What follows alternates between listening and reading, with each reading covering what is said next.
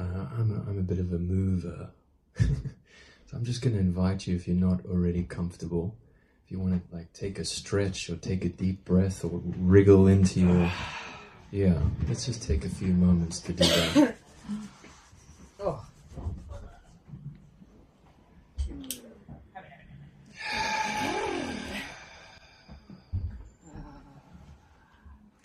It's dangerous to say that kind of thing in this company because we could break out into an 8-hour dance. Next event. Yeah. I also, when I speak, I tend to close my eyes, and that's my invitation to you as well. If I'm sure we've all had busy or different days, so if you'd like to sit with your eyes closed, lean back, lie down, that might also just give us the opportunity in the listening, which I'm also trying to do even though I'm speaking, to listen to what wants to come through and how what I might share might land in your body or in your heart or in your mind, or what might stick or provoke, what might bring question or curiosity, or what might bring relief or resonance. So you don't have to like everything I'm saying. You don't even have to hear everything I'm saying. Just being here is already the kind of relationship that I'm personally interested in. Just being in this room together.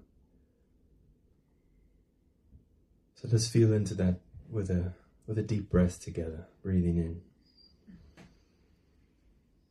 and out.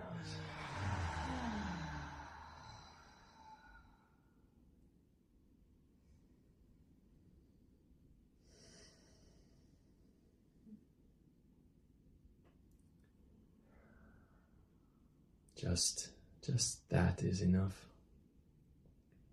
I might spoil it the more I talk, but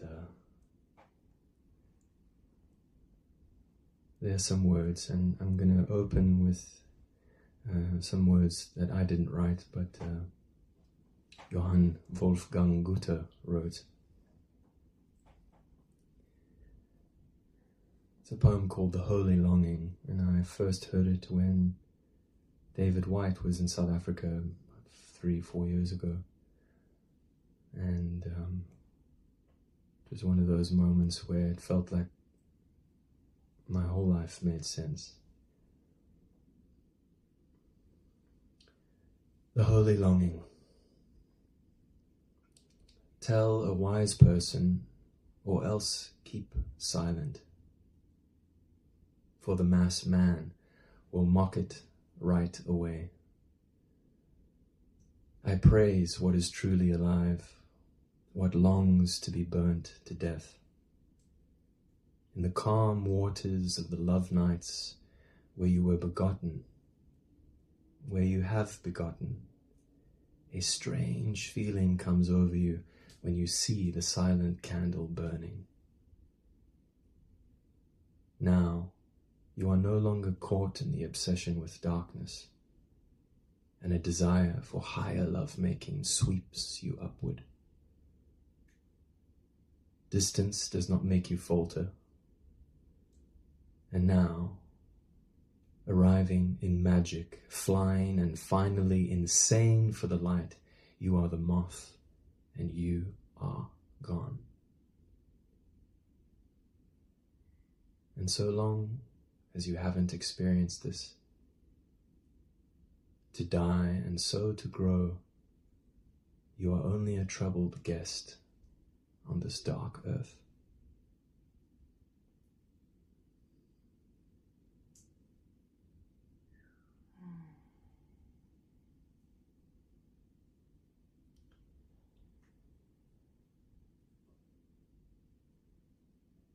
My earliest memory is of being pushed in a swing, a rubber tire swing, by my father wrapped in soft blankets.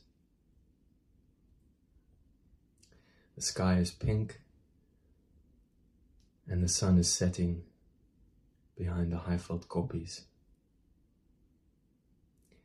Cat Stevens, Where Did the Children Play, sings from out the house.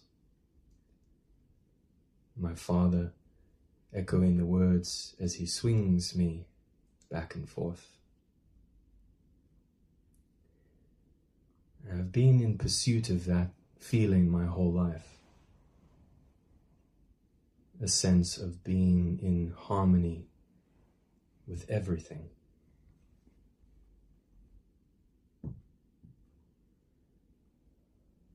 And at the same time, in my father, he was holding so much while I was in the womb and throughout my early childhood. He was having an affair with my mother's best friend. And I could feel this polarity and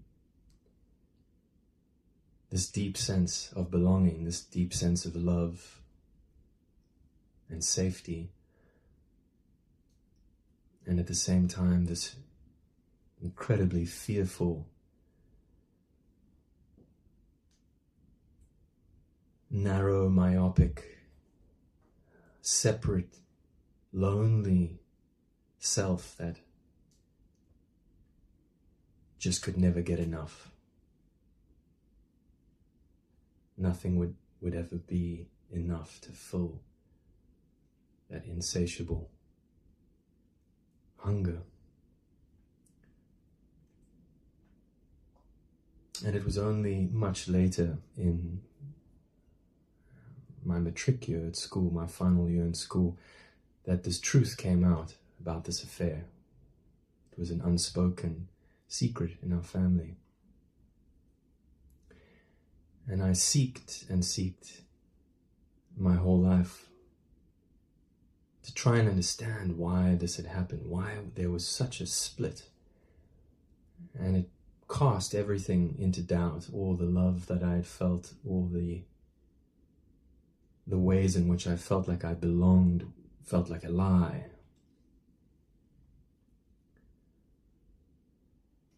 Who am I?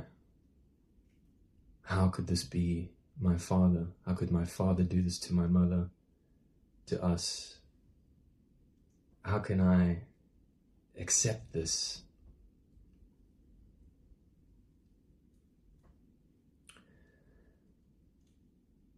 And so I was in war. I was at war with myself, with my ancestry, with the world.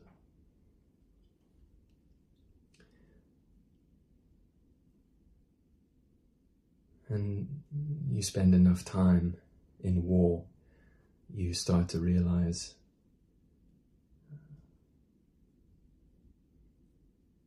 that perhaps you should put your guns down.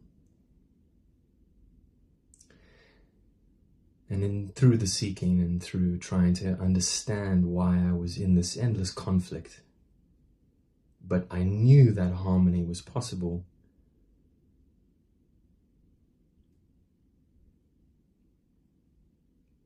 I met Eve, my partner.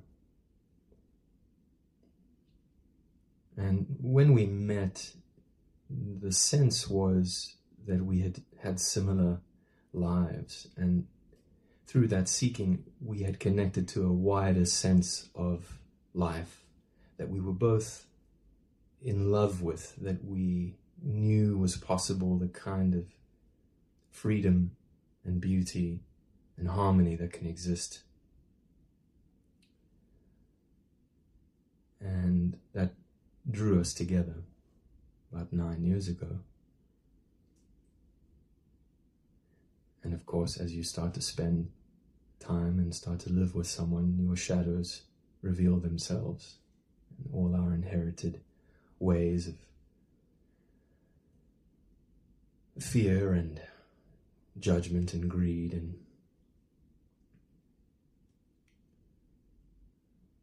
nothing ever being enough, would soon consume us. And now, how do we find a new way? How do we learn to see one another again? How do we hold one another?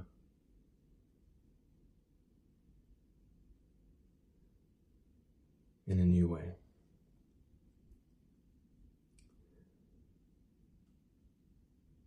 And to really commit to being in relation to something bigger than us is what I think ultimately has kept us together and what eventually led to us getting married. We had quite staunch views on marriage, of course, because of all the questions and doubt that we have about the inherited patterns of our world and the systems that we fought and fight so much against. But we wondered, could we find another way? And one of the beliefs that we held was to not have children. And when you live with someone for 9 years and you don't have children, the bodies start to get quite angry with each other. And that is how deep that fear of separation is, in this polarity that I feel within myself, that I have such a strong mistrust of this world and my capability. How could I bring a child here? And at the same time, feeling this immense sense of organic, natural creation wanting to come through.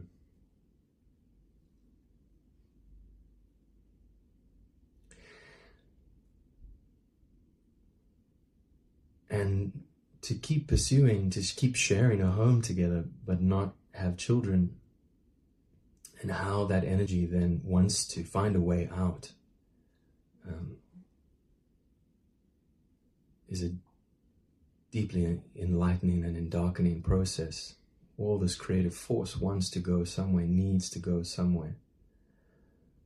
And so what kind of seeds are we holding, and where do we wish to plant them? And when we're embedded in a community of practitioners and beings who are doing similar work, how do we navigate these fields of creation and attraction and repulsion and integrity? How do I meet this being who is walking a similar path to me? And how do we channel the energy to create something new together? What kind of world are we dreaming? What kind of world do we want to create? And we can look at all the models and the possibilities and the ideas and the great thinkers. But really, it's, can we meet heart to heart, body to body, and not allow all the old patterns to dictate who we become? And can we let that desire for higher lovemaking sweep us upward? Because you too have seen the silent candle burning. What does home feel like for you? Where do you belong? Can we meet in that space?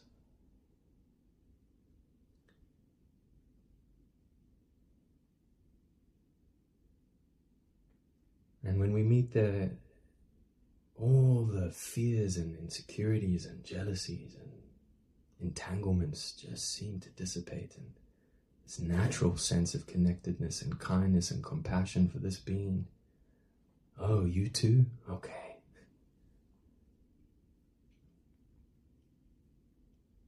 How can I serve you? Instead of taking from you or giving to you, how can I serve? What do we need?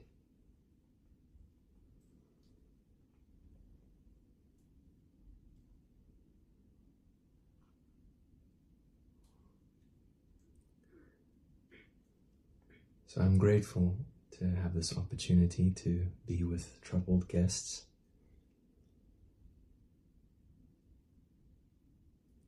And something that Anthony Osler, a wonderful Zen teacher who lives in the Karoo with his wife Margie,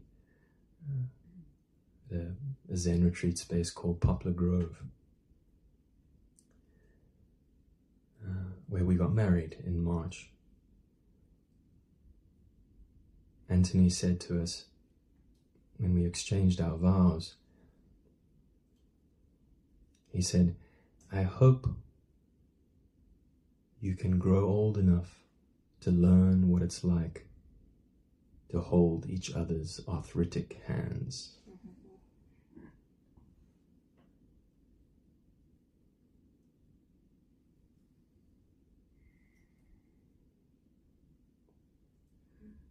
And immediately I felt so humbled.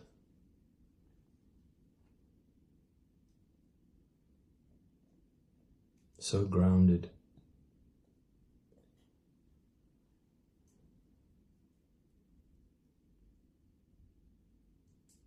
I can't even imagine what it would be like to hold my wife's, my friends, my parents' arthritic hands.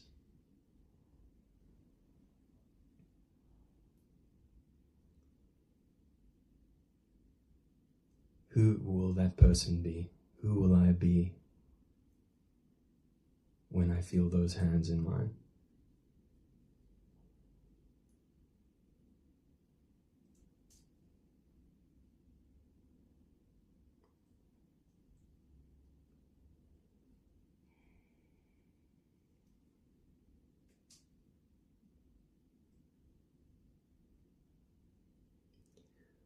And it's that kind of humbling.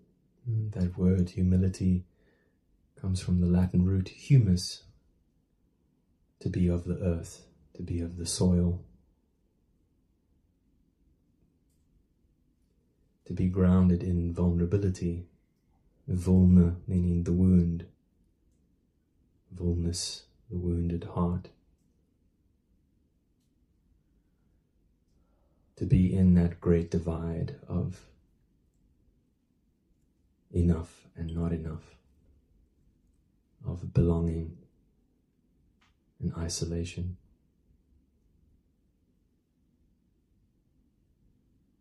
And to accept all of it,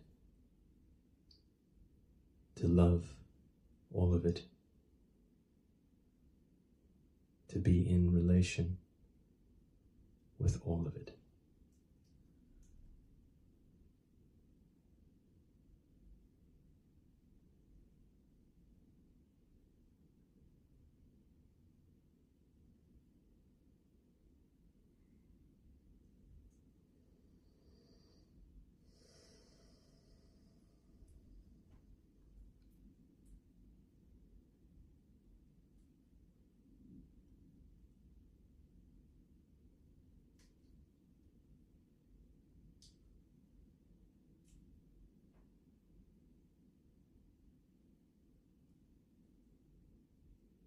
You're just feeling your hands wherever they are,